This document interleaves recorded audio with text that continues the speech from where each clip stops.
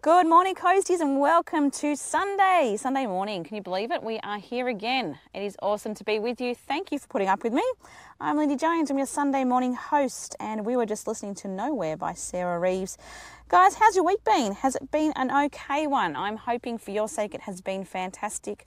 I'm hoping you haven't had too much of a chance to, let's reframe that. I'm hoping you have had more of a chance to actually unwind this weekend, or that if you haven't, that today is the day for that.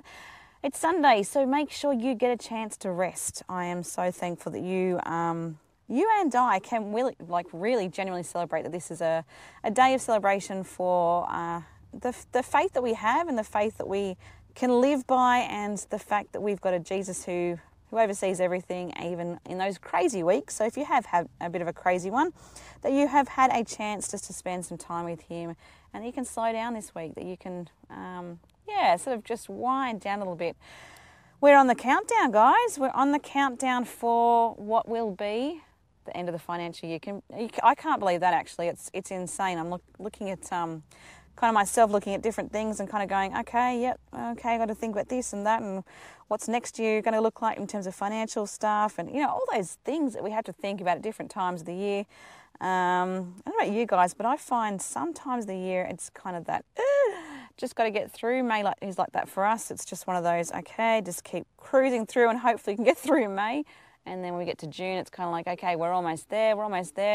I know for others, it's the opposite way around, where it's kind of like, we're at June. This could get messy. I may or may not find that I actually owe in tax, or whatever the case. And I'm hoping that that's not the case for me this year. But having said that, I will just, having thrown it out there, I'm thinking, I tend to do that. I sort of throw things out there and go, why did I say that? So, I hope that you're having a not too stressful time financially. I hope that things are doing okay for you and your household, and that you are being blessed more than you can possibly imagine. In fact, I pray that over each of you. As a listener here, I just pray that you are feeling the blessings of God, not just financial, but just in terms of health, in friendships, in relationships. I pray that you are experiencing the blessing of God. And I mean that 110%. I pray that you are just experiencing that tenfold. And don't forget to give, obviously, in whatever capacity you can. Give your time, give your prayers, give your whatever. But just, I do. I genuinely mean that. I just pray and hope that you are feeling the blessings of God today. He's a good God, and we should be thankful. It is Sunday, guys. It is awesome. We've got plenty to celebrate. And we've got plenty to talk about this morning. So we are going to get into it. We're going to talk about the ick factor. Okay, ick factor, rightio. I'll give you a clue. My 6-year-old has this weird obsession with, I wonder if you call it obsession actually. It's this weird sort of thing where he focuses on chip hands. Chip hands? Yeah, chip hands. We call it chip hands. I don't, he does. And he has this really strange fear of people who are eating chips, as in cold, as in, what do you call it in America? Crisps. It's very strange. But anyone in our family, if we are eating chips, whether that's Doritos or just like a potato chip or whatever, he freaks out, and he makes more of a drama of it than he actually needs to. But it's become a little bit of a joke in our family because it's kind of a strange one. But he does not like anything to do with chips, and that can even be Ritz crackers. He's a little bit strange in some ways like that, but I'm allowed to say it because I'm his mum. So we are working on that. But there is a reason I'm mentioning this, and that is because it got me thinking. In the car on the way home from church last week, he was freaking out again. He was going, chip hands. And I said, mate, I'm going to use that next week. Thank you. I'm going to use that for my Sunday morning stuff for Rhema. So thank you for that. That's a great thing to be thinking about. What am I talking about? We'll get into that shortly. All right, guys, I'm going to leave you and I'll see you soon. And welcome back, Coasties. It's us here at Rhema CC. I'm Lindy. I'm your Sunday morning host. We were just listening to Up Again by Dan Brems. And I enjoyed that one. How about you? I hope you did. Let's just see how we're going here. I just want to just kind of call things for a sec and just say, hang on, let's call time out. Let's just check in together. Let me ask you, how you're doing? How are things progressing for you this morning? If you are me, you are probably someone who is likely to be answering to the radio. I do that quite often. My kids think I'm rather strange, but that is okay. I will not judge, and that is what today is about. It is about being okay with each other's icks, if you like. Where are we going with that? All right, I'll just backtrack a little bit. I just mentioned previously when I was chatting to you guys earlier this morning, I was talking about my 6-year-old son and this strange reaction he has to people who are eating chips. Now, not necessarily just anyone. It has to be family members. He's, does that weird chip hands, that's weird. Like, what are you, ew, that's so gross. Get away from me. Apparently in the playground, that's not an issue at all. We just okay, they're eating chips. But for some reason at our house, it's a no-go. You cannot eat chips near him because that's just revolting. I have no idea what that's about. This kid, honestly, he keeps me guessing. He's one that I adore, but he keeps me guessing. He's kind of one of those, I don't know. I don't know how to explain it, but he's one of these kids that just, you got to really kind of give him some time and sort of work around the stuff, because you can throw some stuff out there and think, really, buddy? Come on. Yeah, the chip hands is one of those. But anyway, this is what got me thinking. How many of us have things that we see in other people that we sort of refrain from because we think, oh, don't like that. Oh, that's a bit gross. Oh, I don't want, oh. Now, I'm not talking this sort of, that standard thing that we often get. Well, I don't know about you guys, but I have been challenged by that story of, you've got the guy who's homeless, or he's been, he's impacted by all sorts of, other lifestyles that have impacted who he is. And he can walk into church and he doesn't look like he's the put together sort of guy. He's kind of looking messy and shabby. He probably doesn't smell overly fantastic. And I know that we've probably all heard that and we've been challenged by that. But I think we need to go deeper. I think we actually need to question the things that we're put off by in other people. In your workplace, you might have someone who talks too much. Might irritate you to no end. In your home, you might see bickering that just drives you crazy to the point where you just want to walk away.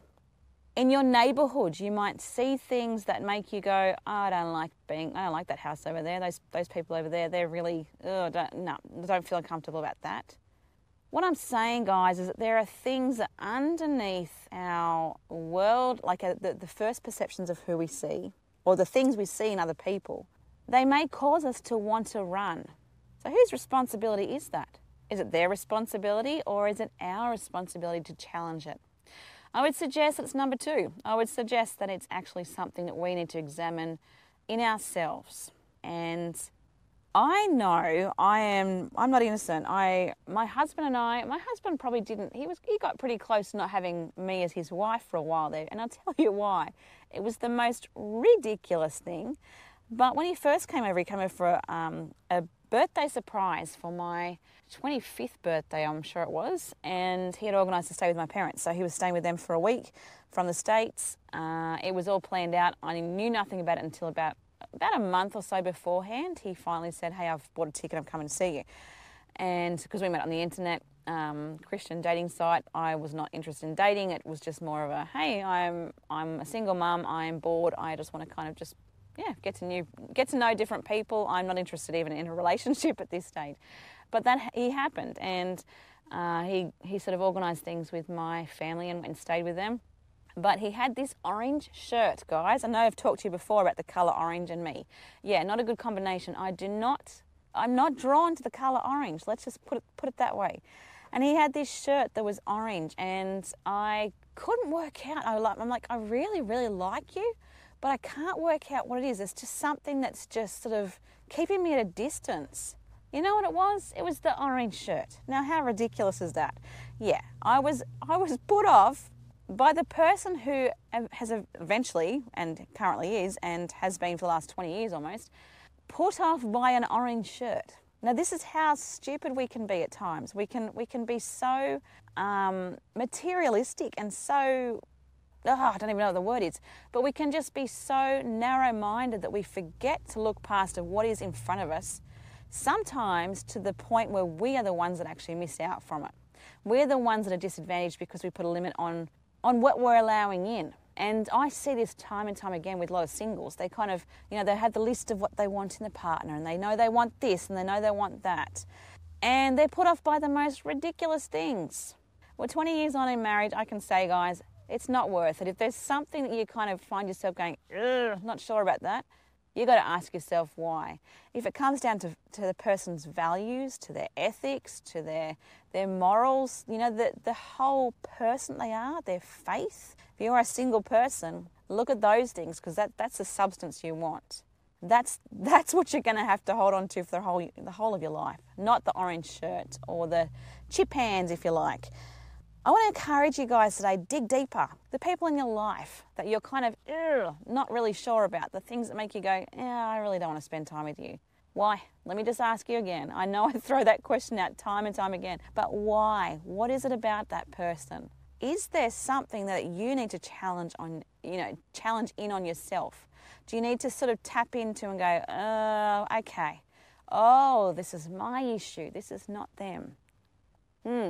I'm going to leave you with that one, huh? All right, I'll see you guys shortly. Ooh, hooly dooly, face to face, young and free, and my goodness, we are going face to face today, guys. I am Lindy. I'm your Sunday morning host here at Rhema CC. Welcome, welcome, welcome. It is awesome to have you here with us. Thank you for spending your Sunday morning with us here. And with me in particular. I just want to say thank you for spending your time with me. Hope you're having a good one. Hope that things are transpiring beautifully and that you are having a pretty fantastic time with those in your life, or even just yourself. If you just need to call time out, that you're actually going to get a chance to do that. Guys, we are talking. I know I just said face to face. We are actually going face to face. We're actually looking at the things in our life that need to be challenged. That's what today is about. And well, I guess I probably do that a lot of, on and off a fair bit actually. I think I kind of challenge the stuff that we as humans sort of just carry with us. And today I'm going right there, guys. I'm actually going right there. I'm going to call things. I'm going to just mention, how I see it. And I think sometimes we need to be challenged on the way that we treat other people based on our first perceptions of them. And even then, if it's not our first perceptions, if it's over time, if it's something that we find ourselves irritated by, I mentioned before that, example might be in your workplace, there might be someone that talks too much or taps their pen or does something you just think, oh my goodness, that is irritating me to no end. I want to ask you why. Why is that getting to you so much? What is it about you that's being irritated by that situation or that person? And the thing I sort of mentioned previously, I'm dancing around that whole sense of the ick. We hear people say, they're really good, but, and there's the ick, the thing that just sort of turns you off that person and says, it makes you kind of go, nah, I'm done. I'm not interested in going further. And that's not just a sort of personal life. That can be professional. That can be that can be in all sorts of realms. But we are called to love and love and love. We are called to love our neighbour as ourselves. Our neighbour can look different. It can be literally our neighbour next door. We might need to just tap on the door and say, hey, how you doing? It's good to see you. I apologise that I haven't really given you some time. I want to get to know you a bit more, or whatever. It doesn't matter what it is. But my point here is, guys, that we have a responsibility to love. And part of that means confronting the things that we find challenging to love, the things that we find irritating, the things that we find, icky. It's just kind of that, yuck. I had mentioned earlier this morning, if you've been listening, you would know that this sort of theme sort of came from a bit of a strange one. My 6-year-old has this very strange thing he's doing at the moment where he gets a little bit strange over what he calls chip hands. And he will freak out if anyone in my family, our family, if they're eating or have been eating chips, as in chips as in, what do you call them, crisps? I keep forgetting what it's called. Yes, it's odd. It's very strange. It's, in my mum opinion, kind of ridiculous. But, that's just where he's at the moment, and we are working through that, and we are trying to help him see that he's not being overly rational, but that's okay. He's 6, so we've given permission to just be a 6-year-old from time to time. But yeah, I think that was what got me thinking. I started thinking about the fact that we can be like that. On a much bigger scale, we can be like that, and the things that really don't matter, they're not going to impact us. They're not going to change anything for us. So we don't have to respond the way that he was over chips. We don't have to withdraw and go, oh, that's disgusting. Oh, that's, whatever. How have you been? Let me just ask you. I know you're not going to be able to answer me directly, but I want to just throw this out there. If you can think of a time in your life where there's been a level of discomfort or embarrassment about something about yourself that you have really felt intimidated by. Now, there's a shame factor in that, but I'm not talking shame. I'm talking about those things that are really beyond your control. The things that you might do or that you have done that make it hard for people to want to be around you. It may be an illness that's impacting you, that's hindered who you can be, and that could be psychological, it could be physical, all sorts of things. But there may be something that you have found people are just sort of just turning on you because it's just too hard. Or it may be a situation that is beyond your control in terms of work dynamics. It may be something that in terms of your personality with a colleague that you just cannot gel on. You know, you guys know what is going on in your life. You know what's been going on in your life, and you know the things that have been impacted based on your world and what's going on for you. And you know those moments where you have been so uncomfortable and so intimidated by yourself that you have probably tried to hide it in a lot of ways. I think we all do. We sort of try and hide or cover up the things that we're embarrassed by. What if our response as a group and as a society, a Christian group, a Christian family, a Christian connection and movement, what if we were going to those places where people are intimidated and they're trying to hide from it, and we tell them that we love them? What if we directly point out the things that they're embarrassed about or the things that they're shamed over? And not only overlook that, but just remind them that they're beautiful in their own sense, in their own way, in their own personality, that there's a uniqueness in them that no one else in the world can be. What if in our own worlds, guys, we took the time to show the people in our world that they have got so much to contribute, that they are deeply, deeply loved. Not just loved, they are deeply, deeply loved by a God who created them. And it's good for us to know that about ourselves. It's good for us to have that understanding that God has got us. But what a responsibility we then have to pass that on. I want to leave that with you. Look at those insecurities of the people around you. Look into the heart of who they are. Now, for some of you, if you've got a hard heart, that's going to be hard to chase. It's going to be hard to navigate.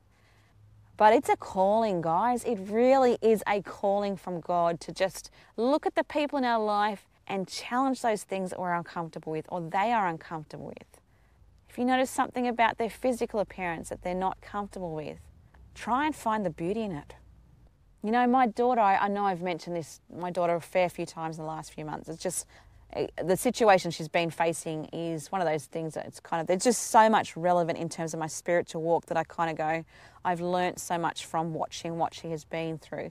But for her, she's got a fairly large, scar up her spine where she had a spinal surgery. She hates it. I look at that and think that is the most beautiful scar I've ever seen, because that scar reminds me that God protected her and He still knits her together and He still provides healing. And for the mum who's looking at her body thinking, I can't be what I was, that body brought human life into the world. For the person who's had a skin cancer removed, who's suddenly self-conscious about their face or wherever it's been removed, that was a provision, that was a protection that God put in place. The scars that we carry on the physical, our physical body, they're only a piece of who we are, yes, but they are the reminders that God is a God of so much, and we can't limit it. And we have to go to those places where other people are uncomfortable about themselves, and we have to just address it. We need them to know that we think they are a miracle and that they are unique, they are a true gift. We have a responsibility to let them know that they are loved, and they are loved so, so deeply.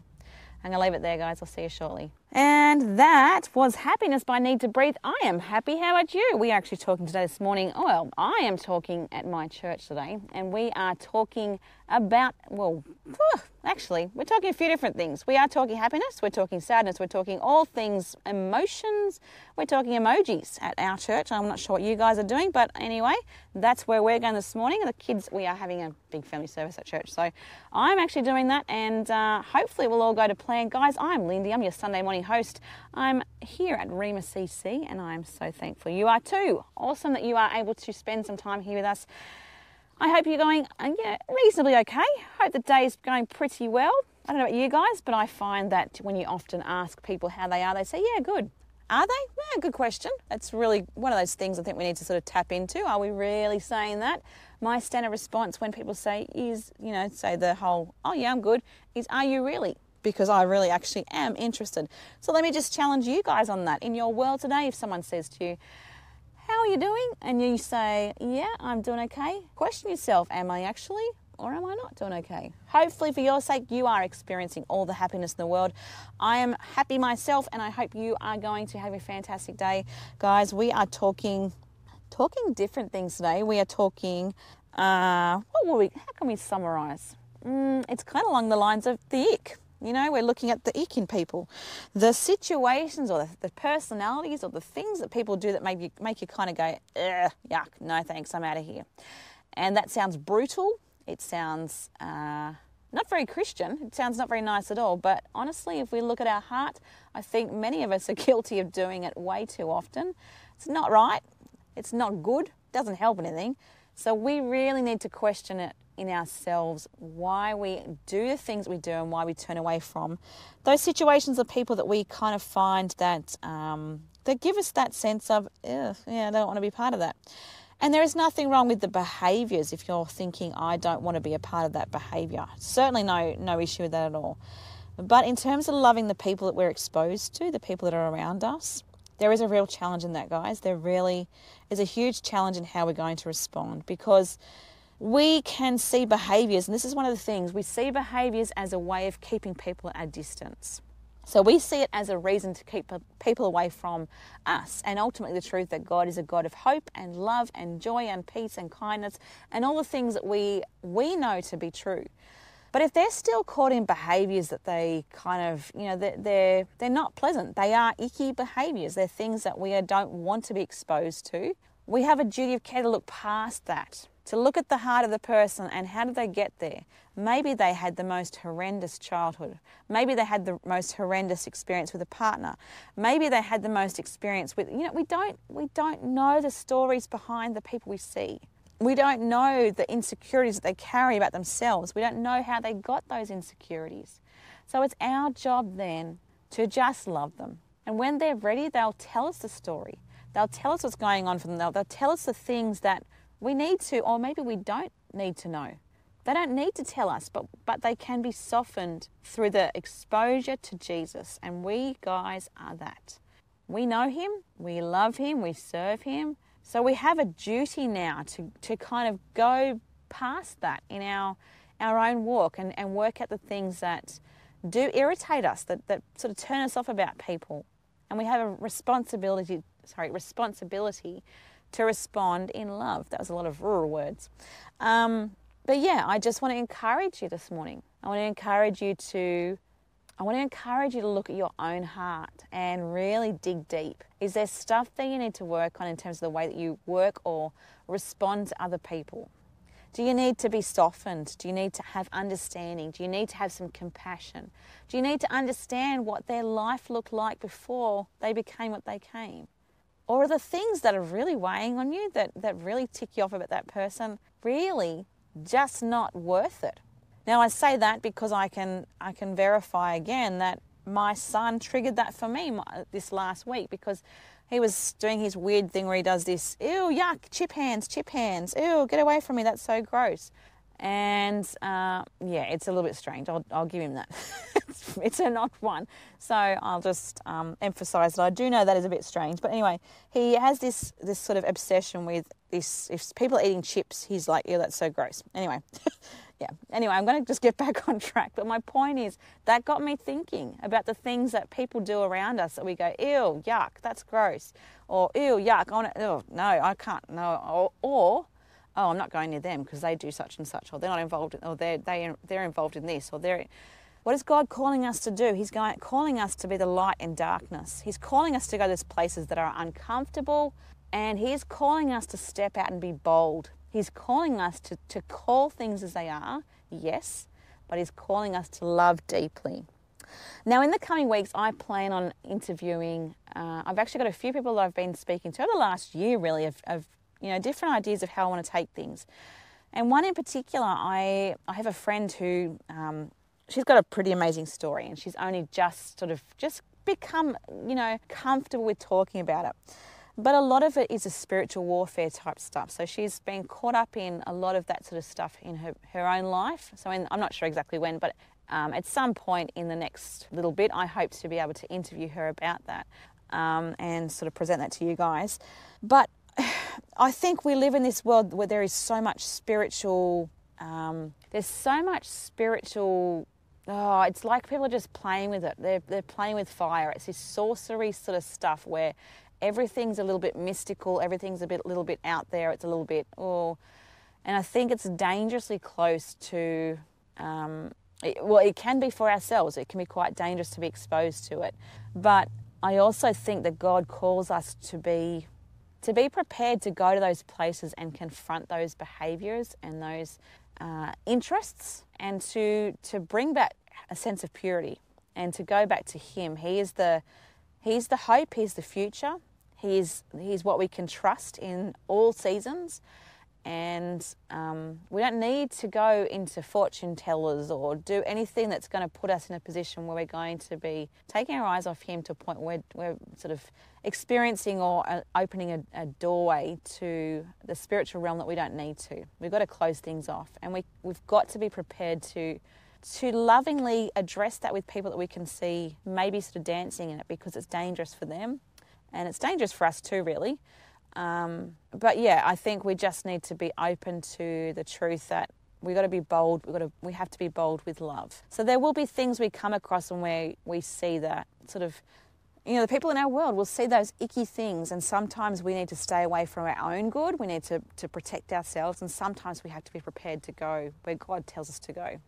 And I guess that's where I'm going today, guys. I'm just encouraging you to think about how far is too far? How far is to the point of I'm going to love you through this, but I'm not going to get entangled in it? And just be prepared to do that. One of the things that we don't celebrate, we have an annual event that happens to be on the 31st of October every year at our church. And it has come with a lot of people's questions, a lot of people's, sense of, there is that assumption that it's a Halloween celebration. In no way is it at all. It's actually a flipping of that. It's going, I'm reclaiming this night. We as a church, we're reclaiming it for God. And we're going to celebrate in this community. We're going to give the kids in this community a chance to come out, to spend some time in a place where we have, we've got our car boots lined up. We have lollies to hand out. We've got all sorts of special little treats. And we celebrate with them that there is a God who is hope. He is the light in the darkness. He is not something to be feared. And we meet the community where they are. They'll come in and they'll have their scary masks on or whatever, but they're little kids. So we just keep being that bright light for them. I guess that's where I'm going this morning, guys. I think I want to just urge you to just keep being the bright light that God wants you to be. And be prepared to confront those icks, those things that make you go, I want nothing to do with that, or I want nothing to do with that person. And there is a big deal in that. There's part of, there's so much that we need to be thinking about in that. I know it's deep, and I know that people have a lot of different thoughts on that sort of thing, but I really believe that sometimes God is calling us to go to those places that people don't want to go, to those icky, yucky, those awful things that we're exposed to. If we didn't, we would have no one who rescued children from child trafficking. If we didn't, we'd have no one that's there to pull those poor women out of situations where they're suffering with domestic and family violence, or men for that matter. It doesn't really matter if it's women or men. But if we didn't allow ourselves to be the light People would continue to live in darkness with whatever darkness looks like for them. When it comes to situations of consumption where it's, there's such a control, whether it's, addictions can come in all sorts of forms. If we don't go to those situations and confront behaviours, if we don't lovingly just accept people where they are at that moment, but then be prepared to challenge, we are not being that bright light that God calls us to be. We are called to be the lighthouse. As a church, we are to be that lighthouse on the hill that people look to, move forward towards, and, they are challenged by. So we've got to do it, guys. We've got to stand up and we've got to be prepared to say, yay, we are God's kids, and He's going to give you a different way to do things that will look different to what you've ever been exposed to, but it's a better way and it's a much clearer path. And it's just so rewarding. Go to the icks, guys. That's my urge for you today. Go to the ick, challenge your own heart, and keep moving. We'll be back shortly. I'll be back. I'll see you shortly anyway. All right. Bye, guys. Welcome back, Coasties. It is Lindy. I'm your Sunday morning host. Welcome. We were just listening to One Step Away by Casting Crowns, and I hope you enjoyed that. I know I certainly did. So I hope you I hope you've been able to get some stuff out of this morning. We've been talking, if you've been listening, we've been talking about sort of confronting the ick. And the ick can look different from person to person. I mentioned previously that my husband had this orange shirt when we first met, and I had no idea what it was. I was so drawn to his personality. He was a really, he's just a really nurturing, really encouraging, really gentle soul, and I was so drawn to him. But when he first came over, the first time he came here, he was wearing this orange shirt, and I just could not work out what it was that was holding me back from really just kind of connecting with him. Absolutely ridiculous, but it was an orange shirt. Once we got married and I realised, it's the orange shirt certainly went. It was gone. I was not going to deal with the orange shirt anymore. But that was kind of that ridiculous mentality that I had to put him at a distance because of something that made me go, not sure about that. And another thing I had mentioned this morning is that my son, who's a 6-year-old boy, has this strange thing at the moment where he gets a little bit, if people are eating hot, like chips, not hot chips, the other kind of chips, he has this thing where he calls chip hands. He's like, ew, chip hands, go away, ew, that's gross. I have mentioned again this morning that I think it's a little bit strange, actually more than a little bit strange, but that's okay. But my point of the whole thing when I heard him saying this stuff to one of his brothers just recently was, that's what we do. This is on a kid scale, this is what he's doing. And on an adult scale, we can look at different things about different people and think, I want nothing to do with that because, no, yuck. Or when really we're called to love everyone. We are called to be Jesus's kids, to be a family, to be open and welcoming. And okay, so some of us, for our family, might be a case of we just kind of rough and tumble and laugh at each other and all that sort of stuff. So family looks different, obviously, person to person. But what I'm saying is when we think of the family context of who we're supposed to be, we are supposed to be loving, we're supposed to be welcoming, we're supposed to be accommodating, and we are supposed to challenge each other at times. So here's my challenge to you today, guys. Look at those icks in your life. Look at the things that are happening around you, the things that make you sort of hold yourself at a distance. What are you missing out because you are doing that to yourself or to that other person? What are you doing to others in that, what's the message that you're sending by holding them at a distance? Are you telling them that they're not enough? Are you telling them that they're not beautiful enough for you, that they're not, capable enough, or whatever it is? The messages that we send and our body language and our facial expressions actually speak about 90%, between 90 and 95% of that's our communication. So what you tell people with your face and with your body is going to tell people a whole lot more than what your mouth, speaks or utters. They're just sounds. Your body tells them a whole lot more. So what are you actually passing out there? What messages are you actually sending out to those in your world? Because if you're telling them that they're not enough, that's not a real helpful message. My encouragement to you guys today is to go to those situations, encourage those people in your world, assure them that they are indeed enough for God because He loves every one of us, mess and all, and encourage them to just keep being who God designed them to be. And I think, honestly, the things that you might find as the ick will suddenly start to grow on you. They'll start to become the things that you actually really admire about people. The things that you can laugh about, the things that you suddenly go, that's no big deal. I actually like that they do that. Or sort of along the lines of, yeah, that makes that person really, really special. It's really about mindset. It's about flipping the way we think and challenging the heart, guys. Love people big. Love people as big as you possibly can. And more than anything, I want to just leave it with this. Matthew 7, 3-5. I want to ask you, I just want to leave these verses with you. And I'm just going to leave it and go because they tell so much and they confront us so much. Here we go. Why do you look at the speck of sawdust in your brother's eye and pay no attention to the plank in your own eye? How can you say to your brother, let me take the speck out of your eye, when all the time there is a plank in your own eye? You hypocrite, first take the plank out of your own eye and then you'll see clearly to remove the speck from your brother's eye. Guys, what can I say? We've got a lot to do in ourselves before we can look at other people and judge them, to question them, to make them feel that they are not enough. I leave you with these 3 words. You are enough. Actually, I'll lie. I'm not going to leave you like that. I'm going to say you are enough, and I want to just assure you and encourage you to repeat those words to those people in your world. You are enough. God loves you. You're enough. Your beauty far outweighs anything that I can see. The things that might irritate you about that person, you got to look deeper. Find the beauty in who they are, because there is beauty in every single person you come across. Everyone. So open yourself today, guys. Open yourself to seeing it. And I just hope and pray you have a fantastic Sunday. I hope and pray you have a fantastic week. I'm going to be back here next week. I am looking forward to it. We've got Church on the Radio coming up, and I'll see you guys next Sunday. Take it easy, guys.